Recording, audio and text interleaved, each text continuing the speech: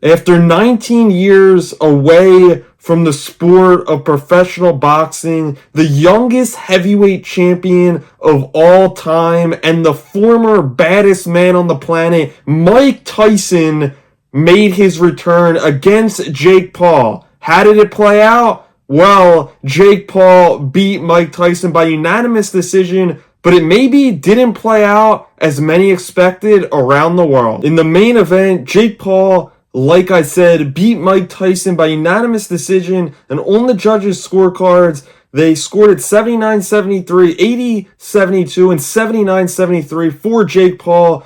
But the stats of this fight were really disappointing from both sides. Jake outlanded him by 60 total punches, outlanded him by 34 power punches in this fight. Mike Tyson only landed 30 power punches. He only landed 18 of 97 punches in this 8-round fight. Jake Paul wobbled Tyson a couple times in this fight, and it just was disappointing to see. And that's not because I had higher expectations, because I thought this was going to be, going into it, a glorified exhibition fight. And that's what it was. It was a glorified exhibition, and both guys seemed like, obviously on Tyson's end, Tyson doesn't have that in the tank anymore. He doesn't have that ability to knock someone out. As much as people wanted to buy into the hype when they saw the videos and the footage coming out, Mike Tyson isn't that guy anymore. He's not the baddest man on the planet. People wanted to call him that in fight week. Yes, he was the baddest man on the planet, but as we know, time moves quick in combat sports,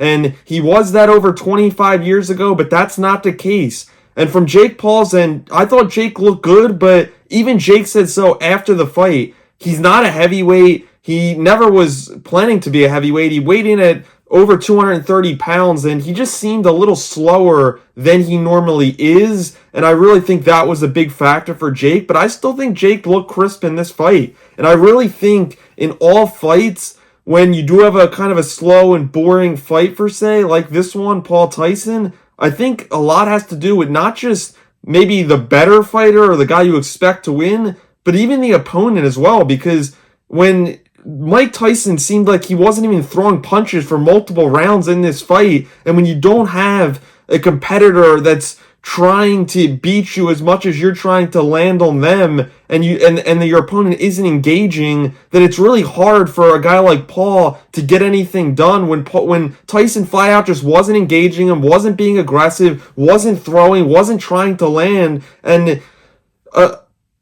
so that's why something like this happens. And when Jake Paul said after the fight that in the last couple rounds he didn't really want to try to hurt Tyson more after he wobbled him, that's, to me, the biggest problem with Jake Paul saying that, because when you're in a professional fight, and I know it's for the build-up, they're both saying they're going to try to kill one another, but you can't, after the fact, say that you weren't trying to knock him out, because then it is an exhibition bout. Then it is an exhibition bout where a lot of them have a no knockout clause. This one, for all I know, it didn't have a no knockout clause, but to me that kind of just hurt it a little bit. But overall, I mean, the broadcast was really choppy for Netflix, but they have more combat sports on the way. They have Monday Night Raw starting January 6th, I believe, of this year. They seem like they're going to be in the Jake Paul business in the future and try to bring more boxing to their network.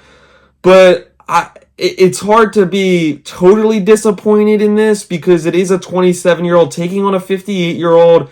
And yes, people wanted Tyson to knock Jake out. People thought Jake could knock out Tyson. I said Jake was going to knock out Tyson, but to me, it's not something bad on Jake's resume. They sold over 73,000 tickets, an over $18 million gate, the largest gate in a United States combat sports event that's taking place outside of Las Vegas, and I believe it's the 9th biggest gate in United States history, including Las Vegas. So these are some historic numbers. These stack up to the UFC. Tyson and Paul deserve praise for the build-up. Netflix deserves praise. MVP. They built it up great. They got the most people ever to watch a combat sports event. Over 65 million households watched that. And A lot was because of the main event, but a lot was because of the co-main event. The co-main event was the star of the show. It was Katie Taylor taking on Amanda Serrano at 140 pounds. Katie Taylor, the 140-pound champion, beat Amanda Serrano for the second time. She beat her by a split decision, 95-94, 95-94, 95-94, but a lot of people, including myself, thought that Amanda Serrano did enough to win this fight. If you're looking at the CompuBox stats, they do a great job. Amanda Serrano outlanded Katie Taylor 324 to 217 total punches, outlanded her by 70 power punches. And this is including Katie Taylor getting a point taken away from a headbutt while she headbutted her 3 or 4 times, I counted, in that fight. It was absolutely ridiculous for somebody to do that. Did she mean to do it? Did she mean to cut her open? I don't really think so. The Serrano team was saying that Taylor's a dirty fighter.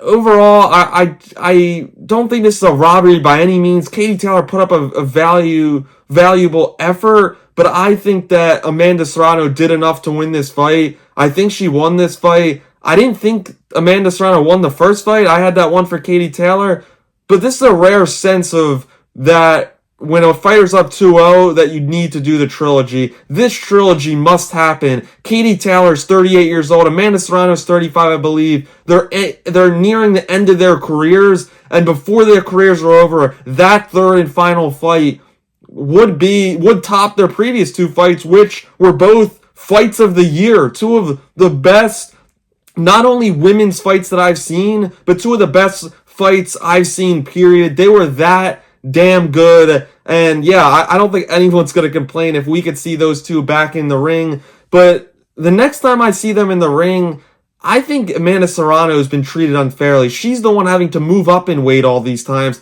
I want to see this fight more, maybe at 130, 34 pounds, I think is meet in the middle. Serrano's at 126.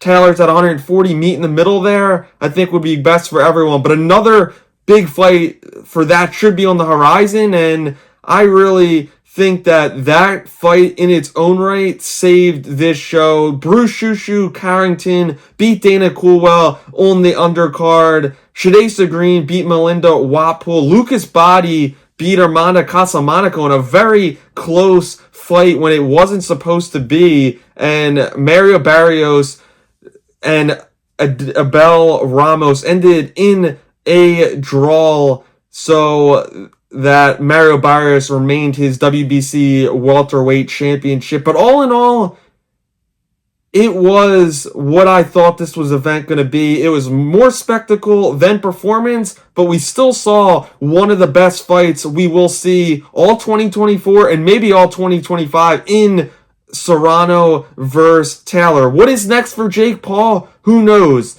It seems like he maybe could face Canelo. I don't think that's out of the question. I don't think that's too far-fetched. But either way, the next time we see Jake Paul, the world will be talking because he is the definition of box office.